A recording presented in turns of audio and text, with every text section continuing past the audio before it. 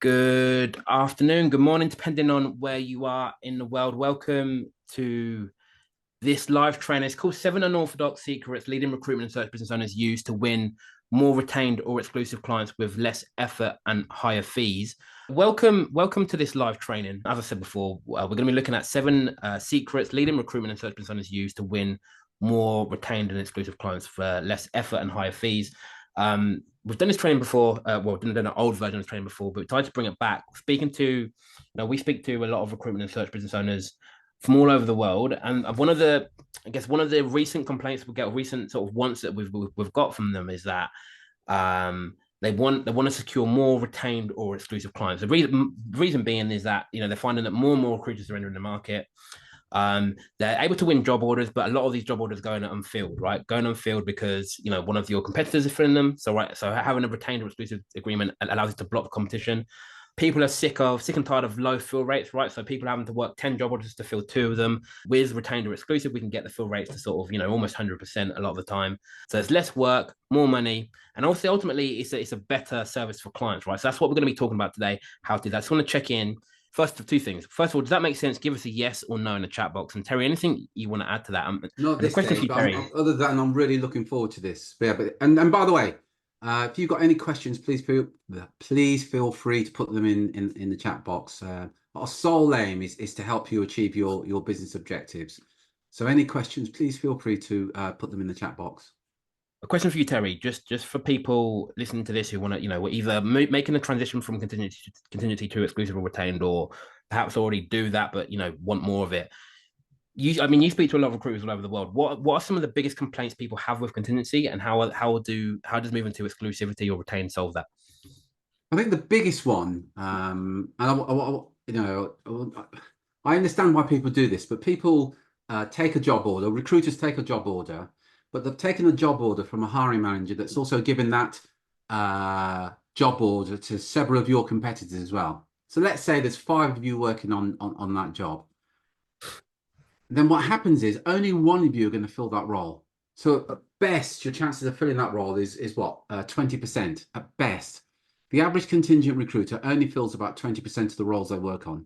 Think about that. Let's say you even double that and you're at 40%. Hell, you even go to 50%.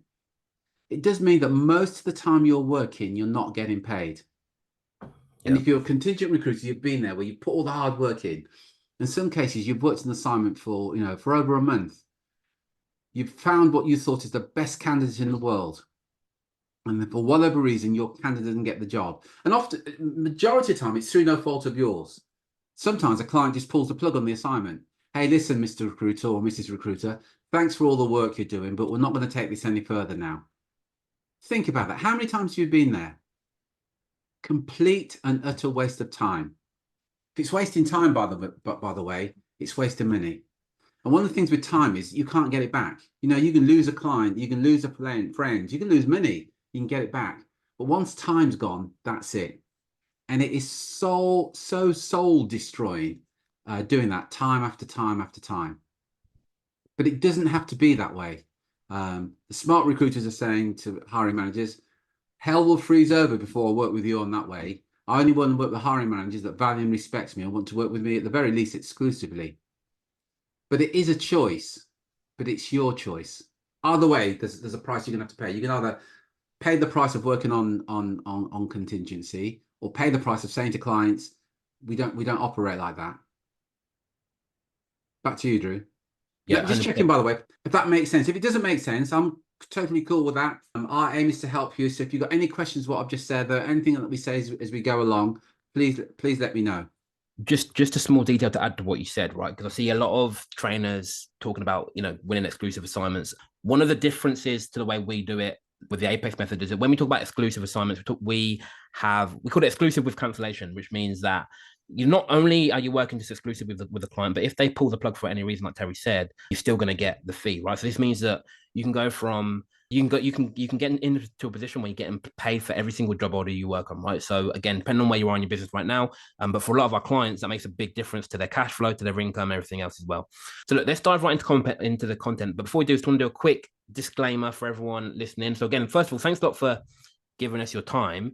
But quick disclaimer first, right? Is that None of what we share with you is going to work for you if, first of all, you're not prepared to step outside your comfort zone, right? So a lot of things we share might be different to what you're doing, different to what you're used to. You're not going to, it's all well and good you being here. You're not actually going to get results unless you're prepared to step outside your comfort zone and do things differently. You're not going to get results if you're not prepared to change what you're currently doing for the better, right? So sometimes we can get stuck in our own way where we're married to our particular way of doing things. If the way you're doing things right now is getting you the results you want, that's great. Then change. But if it's not, you need to be prepared to change what you're doing for the better. Approach this with an open mind. Don't be closed-minded. Again, we've got about sort of between 45 and 60 minutes together today, right? Depending on your questions, right? So during that time, again, just want a commitment from you right now to be fully engaged. That means to shut down your emails, no phone calls, no social media, no LinkedIn. That's hard for recruiters, but be fully engaged just for the next 45 to 60 minutes. And I promise you that if you do, you'll benefit from this training we've got together. We've got nothing to sell at the end of it. There's no big sales pitch at the end, but with there will be an invitation to speak further if you find it useful. But again, can I just get a commitment to be fully engaged for the next 45 to 60 minutes? Give me, if that's all okay with you, give me a yes in the chat box right now. And I do want to hear from all of you. And if it's not, that's fine as well. Excellent. And Jonathan, I promise you, we're going to come back to your question. Jonathan said, retain seems like a dream, but picking up retained new business is impossible to pick up. It's hard enough in the market trying to pick up work other recruiters have had. Jonathan, you're right. It is difficult. The reason you're not able to do it, quite honestly, if you've never been shown how to do it, it is impossible, quite frankly. One of the things we want to do today is to help you with that. But yeah, you're absolutely right. Right. So the secret number one, or what we call an unorthodox secret number one, is, and one of the mistakes that we see with recruiters who are trying to win more retained, is that to win more retainers or exclusive assignments, you need to approach prospects before they have a need, not when they have a need, right? And again, that may sound sort of obvious, depending on where you are, may sound counterintuitive, right? But in any recruitment market, in any sector, you've got now buyers, people in the market who are hiring right now, and then we've got future buyers, which is basically everybody else, right? People who will have a need in the future. It's just a matter of when. Some of them are going to be next month, some of them next year. We don't know when it's going to be, but they're future buyers, right? What a lot of recruiters tend to do, so this is pretty much what we see 99% of the market do, is that everyone's going after the now buyers. They're looking on job boards, they're looking on LinkedIn, they're looking, even when on the phone speaking to prospects, they're asking about their current hiring needs. Are you hiring right now, right? When you get that, again, you can win job orders that way, and you will win job orders that way, but the job orders that you win are the job orders that every other recruiter's winning, right? So it's very difficult to win a retainer if someone's already working on a role, right? So the transition we need to make with our business development is we need to go after the future buyers and look to build relationships with the future buyers. So an ideal scenario is that not that we are speaking to them when they're hiring, but we speak to them before they start the process, right? We are the first person, we are the first firm they think of before they start the hiring process, and they come to us for advice before they start anything, before they put any job boards out, before they've done anything else, before anyone knows that role even is going to exist, even often before the person in the role knows that they're going to be let go. We want to be the first person they speak to, right? So a good lead for contingency is different to a good lead for retained or exclusive. So one of the reasons why, so going back to your question, Jonathan, people find it hard to win retained or exclusive because they're going after the wrong group of people. They're going after the now buyers rather than building relationships over time with the future buyers, right? Your goal is to get there first before the process starts. Again, someone check in. Does that make sense? Give us a yes or no in the chat box. And Terry, anything you want to add to that? Yeah, a few things there. So here's what not all, but many contingent recruiters do. They find, when I was a recruiter, we used to call it the candidate on steroids. The candidate that ticks all the boxes and you think this is a definite placement. They find candidates such as that and they market out that candidate to their potential clients saying, I've got this candidate. You've already positioned yourself as a contingent recruiter. Even if you wanted to work on a retained basis with that particular hiring manager because they were interested in that person, it's difficult now because you've positioned yourself as a retained recruiter. The client's going to say, yeah, I want to see that particular candidate. They look really good. You're going to say, yeah, but we only can do that if you can do it on the retained basis. They say, but you've already sent me the details.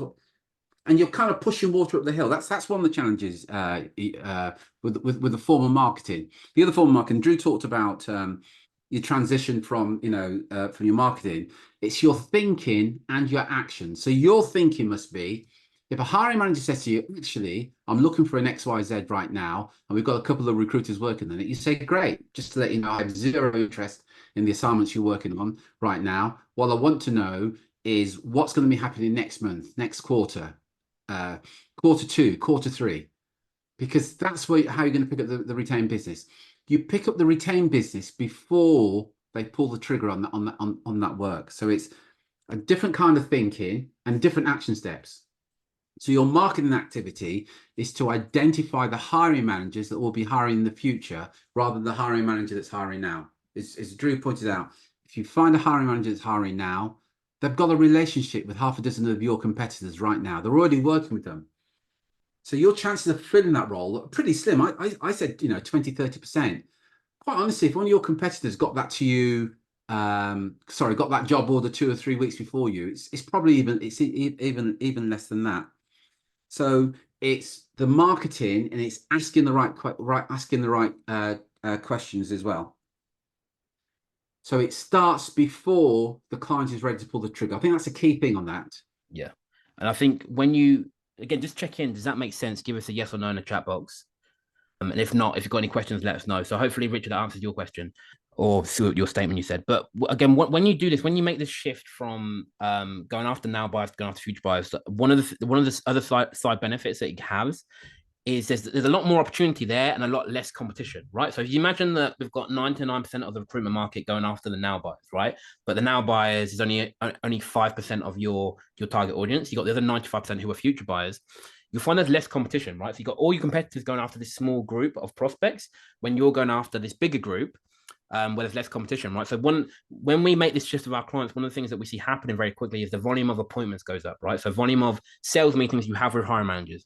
When the volume of sales meetings you have with hiring managers goes up, it allows you to be more selective about who you work with, right? So if you've ever been in a position where you don't know where your next client's coming from, so you're speaking to a prospect and they're like, they're sort of gouging on the fee, gouging on the terms, but you have to take the job, you have to take the assignment, have to take the client on because you don't know where it's coming from. It gives you a lot of freedom as well, right? You get more opportunities. We can be more selective about who we work with, which means that we can handpick the ones who are going to go for the exclusivity or go for the retained, rather than the ones who were set in their ways and only want to work contingency. Again, two things. Does that make sense? Give us a yes or no in the chat box. If not, let us know as well. And Terry, anything you want to add to that?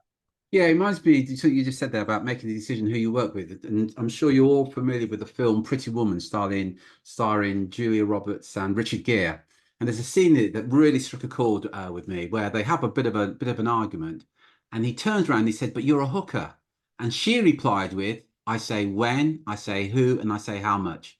And the reason it struck a chord is because there's a lot of recruiters that don't do that. And they don't do that because they haven't got an abundance of leads. So the client says, "This is what we're looking for. This is what we'll pay. This is when you'll do it." And you accept those lousy terms because your attitude is, "Hell, this is, I've only got 3 job orders I'm working on this on this month, and I know I'm not going to fill them all. So I can get this 4th job order. It increases my chances of invoicing this month." If you change your thinking and say, "Actually, this is my business, my rules," you say who you work with, when you work with them, and how much they're going to pay you. It changes your thinking. And I know that sounds almost counterintuitive, but the way to get to there is that you step up your marketing. As Drew said, our clients are having 20, 30, 40 meetings a month, every single month, with hiring managers who are in the market for what they do. They acknowledge that they're not going to win all the business. They acknowledge they're not going to get the fees they want. They want 25, 28, they want 33%. But they also acknowledge, hell, I only need to get 1 or 2 of these a month. And they're quietly confident they will, but they're working the numbers. See, in the quarter, they're going to speak to 100 decision makers.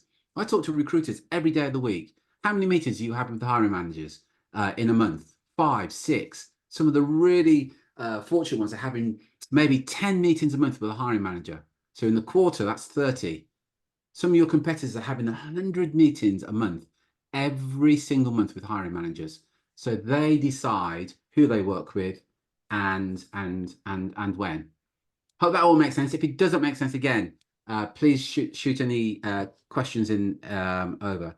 You got a question there to answer, Drew? No, sorry, I'll answer in a second. Again, just check in. Does that make sense? Give us a yes or no in the chat box before we move on to number 2, right? So number 1 is approach prospects before they have a need, not when they have a need. Again, let us know in the chat box if that makes sense. And again, I do want to hear from all of you just to make sure. And then if not, we'll move on to number 2. And if you've got any questions, obviously post them as well. Nice one, Jonathan. Nice one, Chloe, Bronya, Beverly, Jamie. All good. Nice one. Perfect. Perfect. Awesome.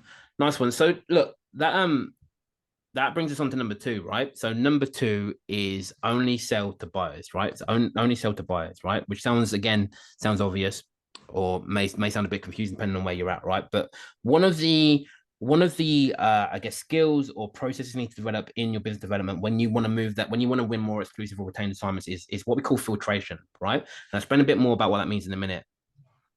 So, and I guess the best story that I always tell to illustrate this is that Starbucks, obviously the coffee house, and they convert. Not I think it's 97% of people that enter their sales process they convert into a sale, right? And the reason for this is because they only sell to buyers, right?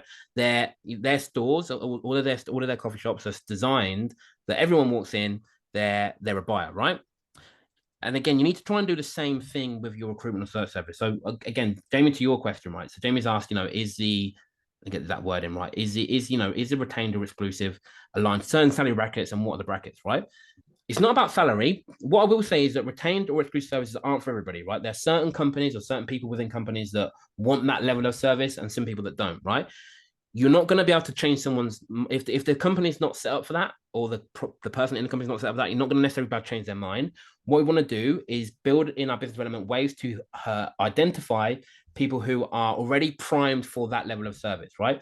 And these are going to be again, higher the salary, the easier it is, but it's going to be roles where they're critical to the business or department. So they're critical to the business department, because when they're critical to the business department, they want the best people. And probably more importantly than wanting the best people, they want those best people exclusively, right? So sometimes when we think about selling retained or exclusive service, we think about the benefit to us as a recruiter. The real benefit that I think people fail to talk about is the benefit to the client, because on a contingency service, what happens is, or what can happen is, you get a candidate, you send that candidate to one client, but then you also send that candidate to several of their competitors as well, right? So when they're interviewing that candidate, it could be the best candidate in the world, but that candidate's now could be in a position where they've got offers from 2, 3, 4 of those competitors as their competitors as well, right? So the benefit to the client is that, hey, look, this is a mission critical role. You want the best people. We can go out and hunt the best people. We're going to go into your competitors and handpick the best people. But also, when we find this person or these people, we're going to send them to you exclusively, rather than what contingency recruiters do. They may send them to your competitors as well. Do you want that service, right? And you'll find that again, if you get the right person, most of them will say yes. When we sell exclusivity or retain from our point of view, it's a no. But when we sell it from theirs, they want first refusal to the best candidates in the market. Again, most of your clients say yes to that. Again, just want to check in. Does that make sense? Give me a yes or no in the chat box. And Jamie, does that answer your question first of all as well? And Terry, anything you want to add to that? Yeah, I just want to reinforce that. It's got to be ideally business critical. So if you go to extremes, if you think my background many years ago, before I got into recruitment, I used to work for a company called FedEx, and in the warehouses between sort of September to the end of the year, the busiest time for distributors and logistics companies. So they want as many butts on the seats, as many staff as possible to get the parcels through.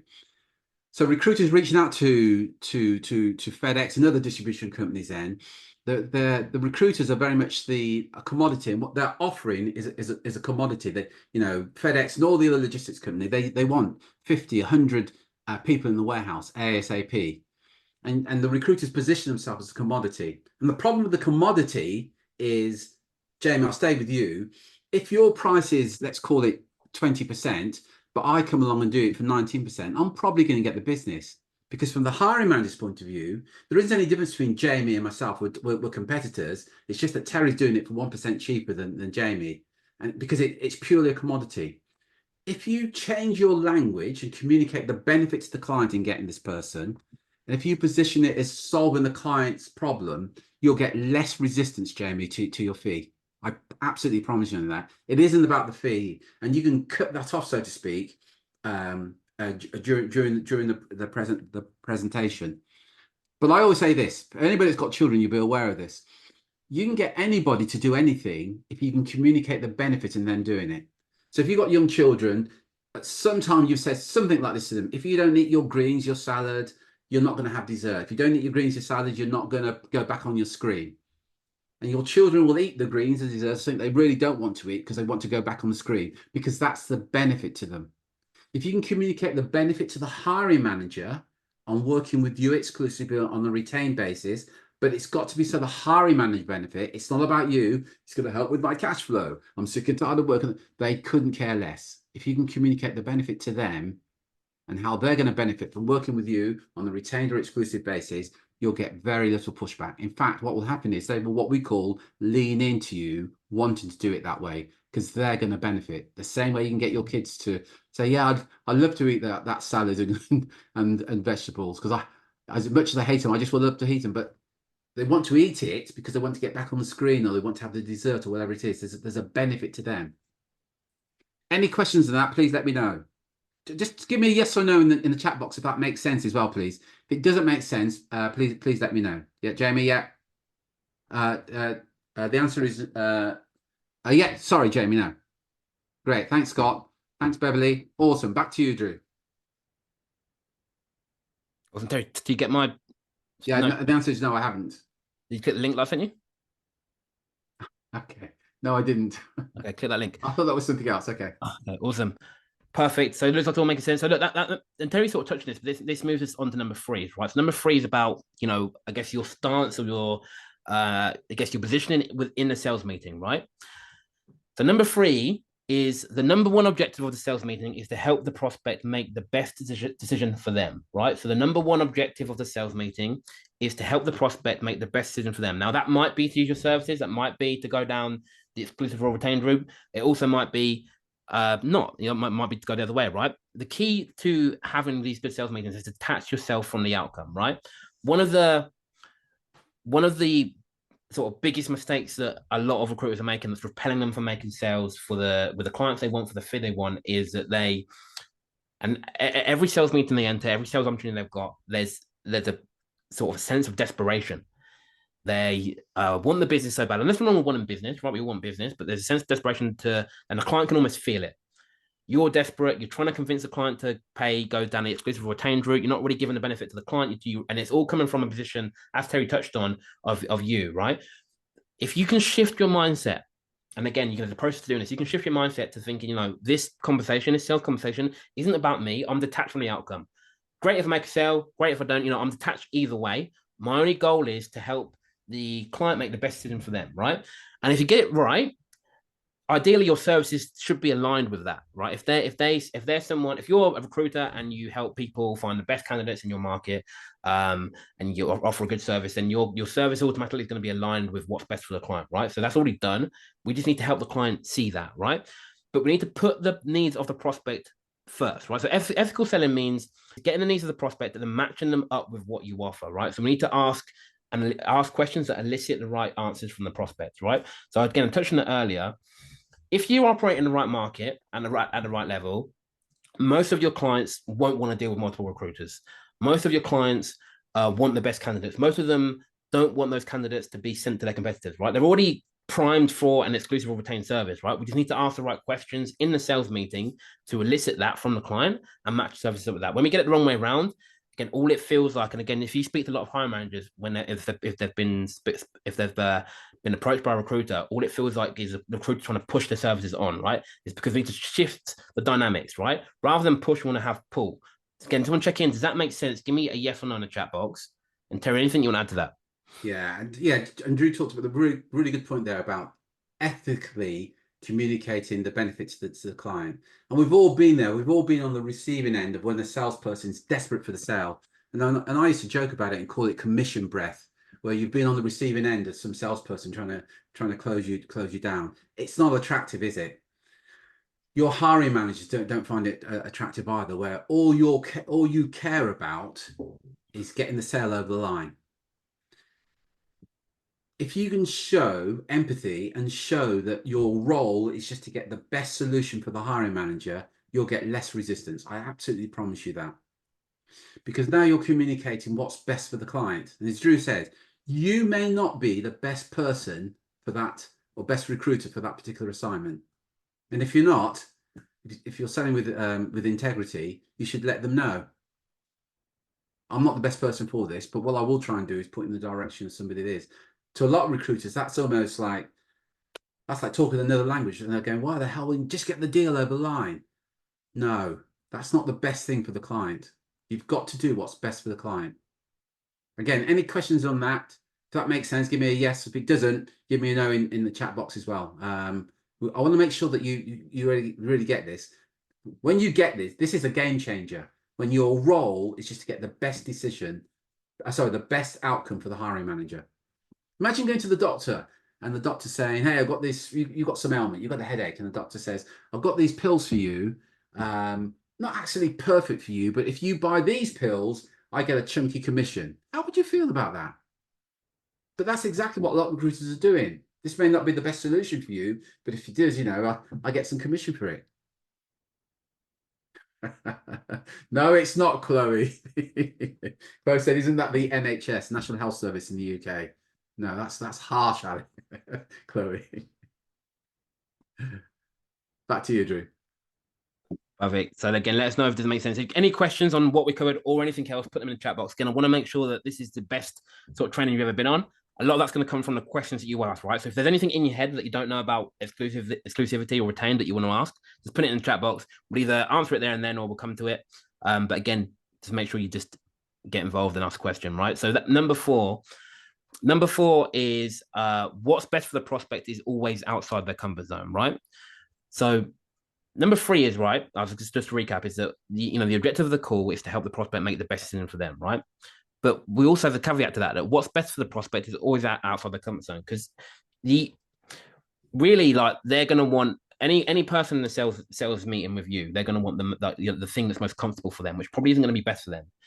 Because what they really want is the best candidate, or they want they want the elite level service, right? That's not going to be comfortable. So, and again, this links to the fee, the terms. There should be in order for you to deliver. Well, if you like anything like most recruiters we speak to, in order for you to deliver the best possible service, you need commitment from the client. You need them to commit to you. You need them to commit to certain timeframes. You need to commit to things, right? That's uncomfortable for the client. I don't really want to do that. I want it to be easy for them, right? But we need to be aware that what's best for the client is always outside the comfort zone. And again, if we pair 3 and 4 together, right? So 3 and 4 together is that your goal is to get what's best for the client, but also with the understanding that what's best for the prospect is always outside the comfort zone. What we see with our clients, right? People that recruit to come to us for help, when they get those two things combined, they suddenly start winning more exclusive and retained assignments because they're not letting the client off the hook. When the client pushes back, if you're speaking to a prospect, right, and based on what they said they want, that they need to go down the retained route or they need to go down an exclusive route. But then when you try and sell it to them, they push back and say they want contingency. Again, once you have these two things working for you, you're just more stronger in your negotiating position. Again, someone check in. Does that make sense? Give us a yes or no in the chat box. And Terry, anything you want to add to that? Yeah, we've all been there where you want to do the absolute best for the client, but the client won't give you the dates for the interview. What the hell? But the clients won't give you the dates for the feedback following the interviews. It's ridiculous because they can't be, to be blunt, they can't be bothered. They can't be asked to do that. But as Drew said, whatever's best for the hiring manager is always going to be outside your comfort zone. And by the way, the same for you as well. Whatever's best for you is going to be outside your comfort zone. If anybody here has made a decision to let's say get fit and go to the gym on a regular basis, that's outside your comfort zone. If any of you guys here have made that hand on heart commitment that you're going to grow your business over the next 12 months, that's outside your comfort zone. It's best for you, but to do to do that, to grow your business, you're going to have to come outside your comfort zone. Because if you remain within your comfort zone, you're just going to get the results that you're getting now. If the hiring manager remains within their comfort zone, they're going to get what they've always got. But if they're not happy with the results they're getting, they're going to have to come outside the comfort zone. The same way that you have to come outside your comfort zone if you were serious about growing your business. Again, before we move on, just give me a yes or no in the chat box if that makes sense. Please let me know in the chat box before we move on. I want to make sure that we're perfectly clear and it all makes sense to you. So please give me a yes or no. So thanks, Jamie. Thanks, Chloe. Thanks, Scott. Excellent. Back to you, Drew. Thanks, Beverly. Awesome. Perfect. So number five, or number five, the fifth secret or the fifth rule is to never offer the solution without first having a deep understanding of the problem. So never offer the solution without first having a deep understanding of the problem. So again, this is one of those mistakes that we see very often with recruiters in the sales situation is that we're talking about the exclusivity, we're talking about retained without really at first asking the prospect, what it is they want, what problem is it we want to solve with them, right? So it's not in the prospect's best interest, it's not in yours. We want to make sure we've got a deep understanding of the problem before we even begin talking about retained or exclusive. Again, as we mentioned earlier, it might not be, but it might not be what's best for them, right? So I'm not going to sell it to them without knowing that it's best for them and without getting a clear understanding of where they are, what they want, and whether our service actually helps, right? Again, someone check in, does that make sense? Give us a yes or no in the chat box. And Terry, anything you want to add to that? Yeah, again, just for Chloe, imagine you go to the doctor and you've got, I don't know, you've got a sore throat. You knock on the door and the doctor says, come in. As you walk in, the doctor doesn't even look up at you. She just carries on typing into her computer and she says to you, get behind the screen, take your clothes off and I'll be with you in a minute. You would be mortified. You'd be thinking, what the hell? I've got a sore throat. Why on earth have I got to take my clothes off and get behind the screen? You haven't given the courtesy to look up at me. And that would be malpractice, wouldn't it? How many times have you gone and spoken to a hiring manager and you spent the first 5 or 10 minutes talking about you and how long you've been in business and what your mission statement is? How many times have you gone to a hiring manager, and certainly new recruiters who are just doing retained for the first time, they walk up to the hiring manager and say, yeah, my name's Bill and we only work on a retained basis. That's malpractice. You have no understanding of what the client's needs are. That's as bad as that doctor saying to you, without even looking up at you as you walk into their surgery, get behind the screen and take your clothes off. I'll be with you in a minute. You have no idea what their requirements are, when they want it, their timing, anything at all. And people got this thing about selling, selling is telling the gift of the gab. BS. It's asking the right questions and establish exactly what the hiring manager is looking for and whether you're the right person to solve that problem as well. Great. Thank you, Chloe. I'm glad you understand that analogy. Yeah. Now, thanks for that, Chloe. Yeah. And please, Beverly, Jamie, anybody else, let me know if that makes sense. If it doesn't make sense, it's okay. I will put it over in a different way. If it doesn't, definitely. I know a few recruiters like that. Yeah. Chloe, don't we all? Don't we all? And so let us know if that makes sense in the chat box. Give us a yes or no. If again, we just want to make sure you fully understand before we move on. And if you've got any questions on that or anything else, retained or exclusive wise, let me know.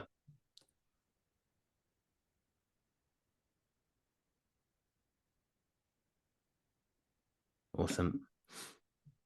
Yeah, so Daryl, excellent. Yeah, thanks, Daryl. Just let me know, Mark. I've got a question from you privately, Mark, saying, are we going to go over the questions to ask? Yeah, I've just seen that. I'm not sure what you mean. What question? If you could, sorry, Mark, could you tell me what question you want? Tell me the question that you want to ask, or if you've asked it, just run again. Sorry, I haven't seen that, Mark. So if you can let me know the question that you want us to answer, rather, Mark. Cool. So while I'm doing that, number 6 is your fee should never be revealed without context to the value you deliver. So your fee should never be revealed without context to the value you deliver. Again, this is sort of similar to the previous one, right? But what you'll get a lot when you're doing business development, people will see you are a recruiter or a search firm, and they'll say, send your terms or what's your fee, right? Again, it's something we see a lot when people come to us and we look at sales processes. One of the sort of most common mistakes we see is that they'll get an email from a potential client or what they think is a potential client. The client says, look, what's your fee? And they'll send the terms over or they'll send the fee over, and then the client just ghosts them. It very rarely leads to any business, right? And there's a few reasons for this that we'll go into, but we want to, if you're one of the people doing that right now, stop, right? Before we give our terms, before we give the fee, before we give any details about our service, we want to have a deeper understanding of their problem, like I said before, but then also we need to provide context to the value you deliver, right? So we need to know, if we're going to give our fee, we need to know what value the candidate's going to give to them, right? Because we need to make sure our fee is lower than that. Otherwise, they're just going to look at the fee and bulk at the fee, right? This happens quite a lot, right? So the fee should never be revealed without context of value you deliver. Another important point I want to make about these as well is, right, so sometimes people come to us with the questions, like, how do I sell more retainers, or how do I sell more exclusivity, right? The retained part is just the payment terms, right? That doesn't describe the service. You don't sell a retainer. That's just the payment terms, right? You sell the best candidate, or the idea of the best candidate. You sell the idea of getting that best candidate exclusively. You sell the idea of the benefits that candidate's going to make to the organization, right? Depending on what sector you're in, right? So if you recruit sales professionals, you sell the idea of the increased sales, or you sell the idea of the increased revenue. If you recruit, if you're in IT, you sell the idea of finishing products on time and to budget. That's what the client buys. No one buys a retainer. They're buying that, and then the retained part is just the payment terms. Again, someone check in. Does that make sense? Give me a yes or no in the chat box. And Terry, anything you want to add to that? Yeah, it just reinforces what we said before, and you've summed it up really well there, Drew. The retainer is purely the payment terms. You've got to communicate the benefit of them working with you exclusively. So if you can communicate the benefit of them working with you exclusively, the retainer is just and look, just to go into a bit more detail on this, the traditional model of retainer, it's typically the fees are say 30%, and the client will pay a third of that fee up front upon authorization to start the search, and then they will pay another 10%. So let's say the fee's 30,000, my apologies. They pay 10,000 up front, and then they pay 10,000 upon presentation of acceptable shortlist, and then the balance upon offer and acceptance. That's this kind of traditional model. Now there are different sorts of, there's containers, there's deposits. So, I mean, some of our clients will say, I used to work with a lady in Cambridge. I think her average placement fee was, I think it was about 7,000 UK sterling. She took a retainer of £500, because often the retainer and the exclusive isn't about the money, it's about the commitment from the client. So you can play with all those numbers there. I hope that makes sense. But it's about what's best for the client. So when the client says send over the terms, say no. I send over the terms. I don't even know if you qualify to work with us. Can I just ask you a few questions to see if we're a good fit? Otherwise, all you're going to do is send over your terms. Sorry, Chloe, I'm going to come back to you again. Chloe's terms are 22%. I'm 21%. Or Terry can do it for 21%. You've just got into that ridiculous conversation about Terry's 1% cheaper. My service may well be inferior to Chloe's, but all you've encouraged to do is just look at the commodity. Chloe's 22%, I'm 21%. It's a ridiculous conversation to have. But if you've done that, you've also lost control of the whole conversation. So as Drew said, don't share anything with them until you understand exactly what they're looking for. So it's got to be with context of the value that you deliver. Got a few questions. There's a question here from Rona. Yeah, just before we get to yes. questions, just want to check, Yeah. does that make sense? Give us a yes or no in the chat box, then we'll go to the questions. Yeah. And Mark, if you're still here, if you want to give us your question as well. So okay, let me go to Beverly's question first. Beverly said, so the retainer is that they only work with you. I'm on the right track. No, the retainer is it's just the payment terms, right? So if you trying to think of an analogy, right? If you let's say you're buying a car, right? Or a house. Let's say you're buying a house, right? The retainer is basically about the mortgage payment plan. That's what the retainer is, right? The estate agent or the real estate agent return on your base, they don't talk about the mortgage payment plan. They show you the rooms. They talk about how close it is to the school, the view from the bedroom. They talk about all the house. They sell the house, right? At the end of it, when you want the house, then we talk about the mortgage payment terms, right? Same with recruitment, same with retainer. We don't talk about the retainer until we've got them to fall in love with the idea of the best candidate, fall in love with the idea of an exclusive service where we're going to go to their competitors and handpick the best candidates and show them to them exclusively so they can interview them. That's what we sell, and the outcome to the organization. We sell that. The retainer part is just a payment term, same way as your mortgage payment is just a mortgage payment, right? Yes, it's important. Yes, you need to consider it, but there's no point talking about the mortgage repayment until someone wants the house or wants the property. Again, someone check in. Does that make sense? Give me yes or no in the chat box. Beverly, you especially, I know you with your question. And then we go. Yep. And Ronnie, let's go to your question. Yeah, Beverly, it does. Yeah. Thanks, Beverly. Thanks, that's maybe. Thanks. Oh, right. Right. Cool. So Ronnie's asked a question. Go. Yeah. Yeah. What are the questions to ask when taking a job order? How do you overcome objections of candidates will be approached by other agencies, even though you're giving the client exclusively on the candidate resumes? There are other recruiters calling that candidate on steroids. Yeah, so I'm going to make sure I'm going to answer this. If I don't answer this correctly, because I'm not sure if I've fully understand it. So if Drew's my client, and Drew's agreed to work with me on an exclusive basis or exclusive and retained basis, let's say, I haven't got to worry about other candidates being put in front of Drew because Drew's working with me exclusively. Invariably, what happens is the hiring manager will say, this CV or resume just came over my desk. Can you put this in with the other guys that you're interviewing for this role? So it isn't a problem there. It isn't a problem there. Just want to check in, Ronnie, if that's I think, answering your. yeah, but Terry, like if I'm the candidate, right? What's I think what the question is like what's stopping other recruiters approaching me? Other You know what I mean? nothing So, whatsoever, by the way. so there's not right, but when you think about the number one, if you think about your client again, depends what market you're in, but in most cases, right, the candidate the client wants is not going to be someone who's on job boards or posting their CV, right? They're going to be already at their competitors. This is what we say to the client. They're already at your competitors, working, performing in the role. They're not looking for a job. They're already performing. They're smashing it for your competitors. So what I'm going to do as a recruiter, I'm going to go to your top 5, 6, 7 competitors. I'm going to handpick the candidates that's already performing in the role. They're not looking for a role at the moment because they're performing, right? I'm then going to sell your company to them, and then I'm going to hand you that on a short list for you to pick handpick the best one, right? So we're not after really active candidates. These are candidates we're going after candidates who are passive. They're not looking for a role. They're already smashing it for your competitors right now. And the benefit there, on yes, apologies for misunderstanding your question. So I'm going to find the candidates who aren't on the job boards. I'm going to find the candidates already doing this role. So when they join your organization, they can hit the ground running. So we get notice. We're talking about the benefit to the client in doing it this way. We're going to find the top 5%, whatever the job title is, that who are doing this right now, who are smashing it right now. And they're the guys we're going to put in front of you, not the candidates that are desperate for the next job. We're going to find the best candidate rather than the candidates looking for the next role.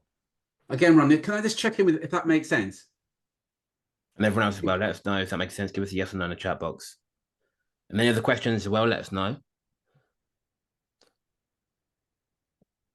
Awesome. Awesome. So just very quickly, we're going to go to number 7, then we'll go to more questions, right? So number 7 is just to recap very quickly. I was going to recap on what we covered so far. So number 1 is approach prospects before they have a need, not when they have a need. 2 is only sell to buyers. 3 is the number 1 objective of the sales meeting is to help the prospect make the best decision for them. 4 is what's best for the prospect is always outside their comfort zone.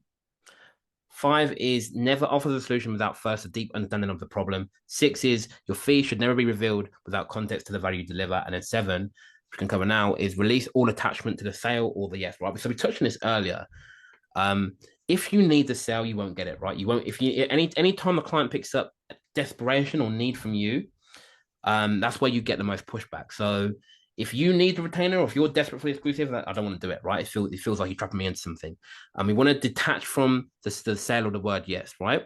And again, this goes back to more business development rather than sales itself. Like one of the ways that you can do this is, as I mentioned earlier, is by having lots of opportunity. The more sales meetings you have in your calendar, the more often they're coming in, the easier it is to sort of go with a sort of nonchalant attitude where you're going to do your presentation, we're going to pitch our services, but we're not attached to the outcome. We don't need the business.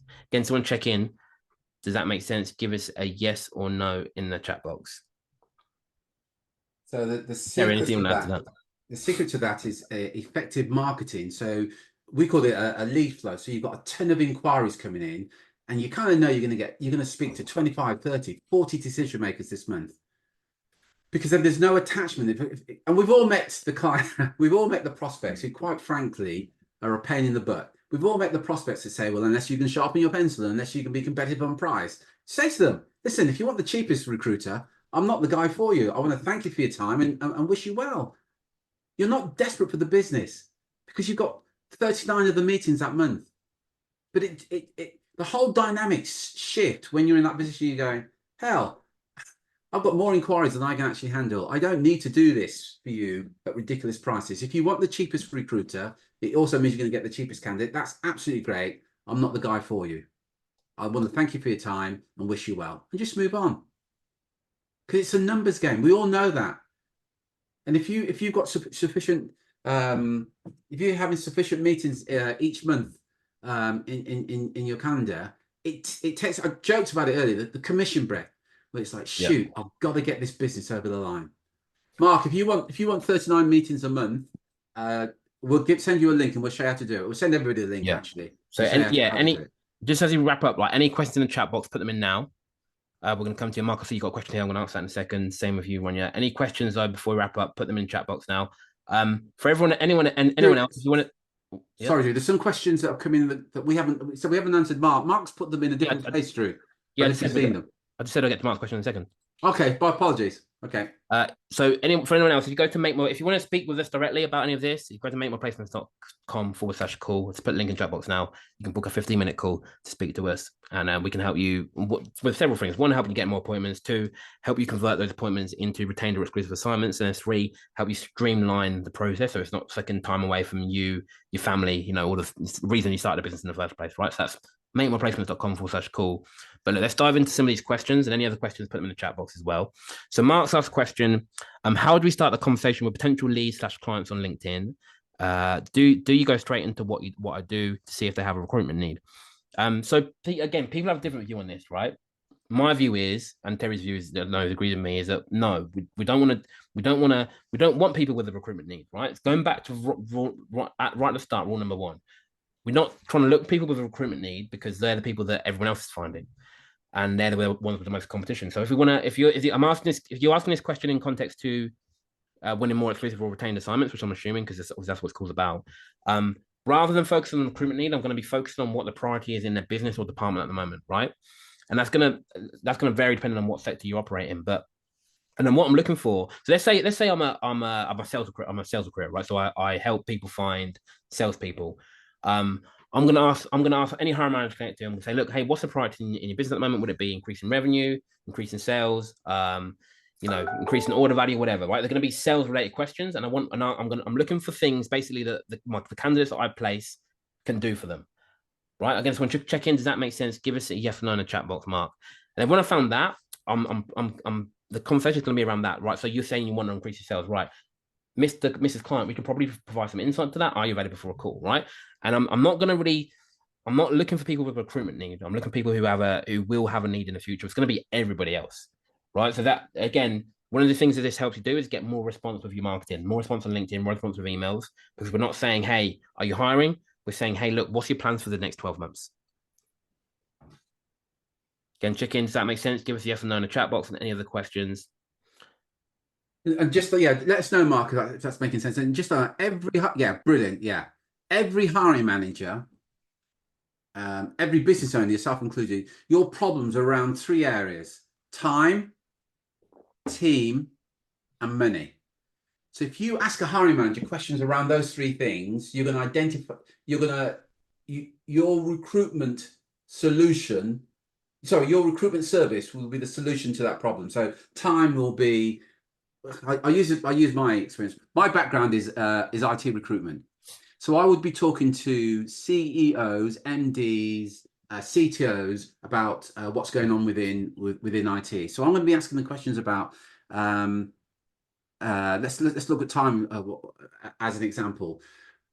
The current IT projects you're working on, what percentage of them are over time, have overrun and gone beyond the deadline? There's a problem there that one of my candidates can solve.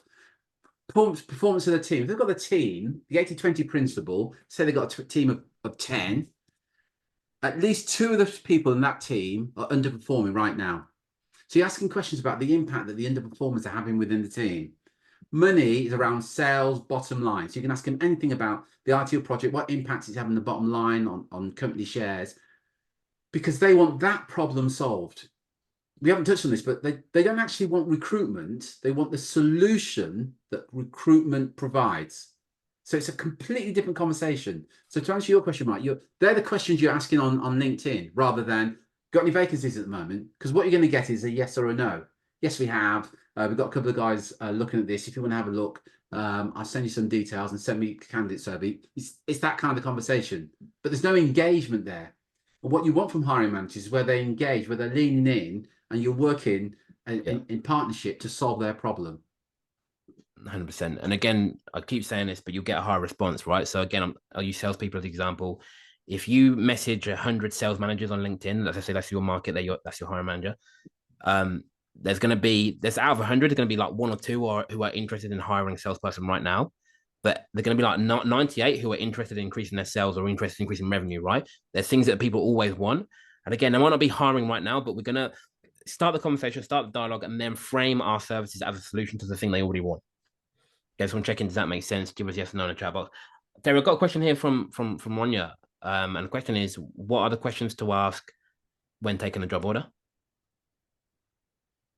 What are the questions to ask when taking? I take it you mean by what are the questions to ask when taking a job order for. I'm not sure if it's that, because once you wouldn't take the job order until you've agreed The terms. the terms and retainer and whatever. So the questions you ask then are pretty much the same questions you're asking now, because the job order, the questions you're asking then is about the candidate they want, the timescales and that type of thing. So questions in of themselves at that stage don't really change. I'm not sure if that answers your question, Ron. If it doesn't, by the way, come back to me. Yeah, you're correct. Yeah, it does. Yeah, excellent. Excellent. Drew, very quickly, Paul said, can you go through the 7 points again very quickly? So can you do that very quickly, Drew? I've got a meeting in a few minutes. Could you just go through the 7 points again? So we're going to wrap up now. So again, for anyone who wants to speak to us directly, go to makemoreplacements.com/call. But for you, Paul's going to go through 7 points really quickly. So 1 is approach prospects before they have a need, not when they have a need. Number 2 is only sell to buyers. Number 3 is number 1 objective of the sales meeting is to help the prospect make the best decision for them. Number 4 is what's best for the prospect is always outside their comfort zone. 5, never offer the solution without first a deep understanding of the problem. 6, your fee should never be revealed without context to the value you deliver. And 7, release all attachment to the sale. And that's it. So hopefully that answers. Again, thanks everyone for giving us your time today. Really appreciate it. Really appreciate you getting involved in the chat as well. Helps us keep us entertained as well. Yeah. I'm just going to put the link in again. If you want more information on what we've just talked about, if you want to grow your business, if you want to get more meetings, if you want to identify the future hiring managers, go to makemoreplacements.com/call. Jamie's asked, can we hear the recording? Yes, we will release. So I'm going to I'll send the recording out via email tomorrow. And I'll also put it maybe in our Facebook group as well. So if you're not a member of the Facebook group, just go to Facebook, obviously, and search Make More Placements Community, and I'll drop it in there as well.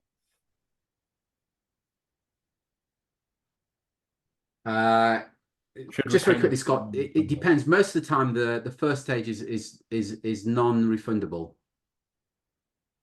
Sorry, Scott asks. Scott's asked a question: should retainers be non-refundable? My apologies. And the answer is, in 99% of cases, the first stage is non-refundable. Yeah, but I mean, it depends. What I'd say to do, Scott, really, because that sounds like quite a unique question, is to book a call, and then we can speak to her directly about that. But it just depends. Excellent. Cool. Thank you very much for joining today, Drew. Really appreciate your input as always. Excellent stuff there. Our sole aim is to help you generate more leads, make more placements with fewer headaches. Thank you very much for joining us today. Until next time, folks, take care, take action, be relentless.